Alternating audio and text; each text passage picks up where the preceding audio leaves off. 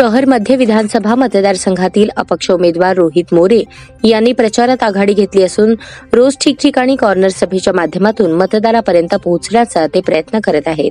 दरम्यान शुक्रवारी सायंकाळी मौलाली चौक येथे रोहित रामकृष्ण मोरे यांच्या प्रचारार्थ जाहीर सभेचे आयोजन करण्यात आले होते।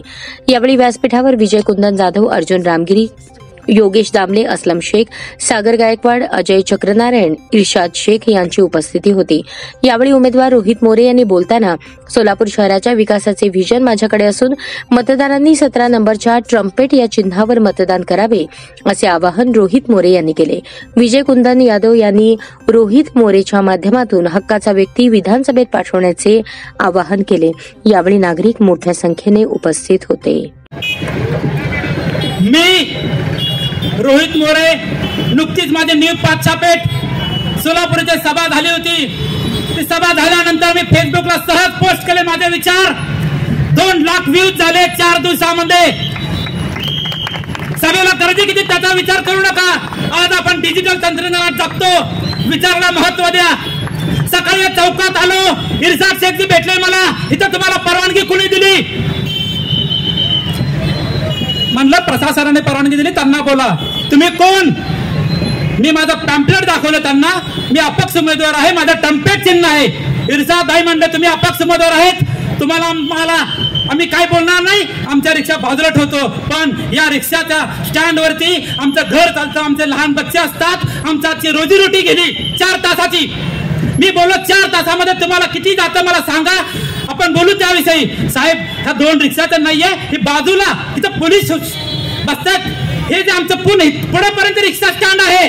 प्रशासनानं, कलेक्टर साहेबांनी कोणी ऐकले नाही आमचं, ते आवाज तुम्ही तिथपर्यंत पोहोचवा, एवढंच आमची विनंती आहे। त्या विनंतीला मान ठेवून मी त्याचा आदर करतो त्यांचा, साहेबांचा, आणि मी माझ्या भाषणाला सुरुवात करतो। मुळात माझी ओळख करून देतो तुम्हाला। परत काहीतरी प्रश्न कायमस्वरूपी मुठव। उजनी धरण 100% भरलेलं आहे। गेली 5 वर्ष झालं तुफान पाऊस झाला सोलापूर शहरात, न भूतून न भविष्यती।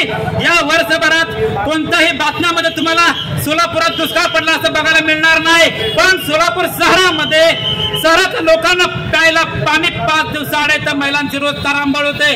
पाण्याचे प्लास्टिकचे ड्रम, भांडे कुंडे सगळं साठवून ठेवावं लागतं, ते पाणी जपून वापरावं लागतं। त्याचा पुढचं ते पाणी हंड्यामध्ये साठवून ठेवल्यानंतर 4 तासानंतर त्याच्या खाली माती जमा झालेली दिसते। ते पाणी पिण्यास आरोग्याला धोकादायक आहे। तर ते म्हणले आम्हाला शुद्ध प्यायच्या पाण्याचे नियोजन काहीतरी मुद्दा घे आणि कसरी काहीतरी कर। ते मी जबाबदारी पूर्णपणे घेतलेली आहे। आता पाण्याचे पाईपलाईन जे चालू आहे उजनीचं, त्याच्यामध्ये चांगल्या पद्धतीनं सुधारणा कशा पद्धतीने करून अंमलबजावणी करून प्रत्येक महिलांच्या, प्रत्येक कुटुंबाच्या घरी, प्रत्येकांच्या घरी रोज सकाळ आणि संध्याकाळ 2 टाइम सुरळीतपणे पाणी कसं येता येईल त्याचा आम्ही प्रयत्न 100% करणार। कारण शुद्ध पाणी मिळणं हा आपला मूलभूत अधिकार आहे। पिण्याचं पाणी हे जीवन जगण्याचे एक नैसर्गिक स्रोत आहे, आणि या नैसर्गिक स्रोत म्हणजे काय?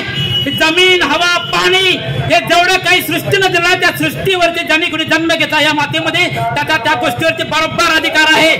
कोणी म्हणू शकत नाही की ही जमीन माझी, हे माझ्या गल्लीची आहे, ही कुणाची नाही, ही सगळ्यांची आहे। इथं जे आहे तिथं ज्यांनी जन्म घेतला त्या सगळ्यांची ही जमीन आहे। कारण तुम्हाला सांगतो, हिप्परगा तलाव त्याचा गाळ करून सुशोभीकरण आपण करून त्याचा देखील पाणी आपल्या घराघरापर्यंत कशा पद्धतीने पोहोचता येईल त्याचा योग्य अभ्यास करून प्रशासकामार्फत, शासनामार्फत आपण पूर्णपणे चांगल्या पद्धतीने काम करू। दुसऱ्या महिला म्हणाले, अजून एक मुद्दा आहे, आमचे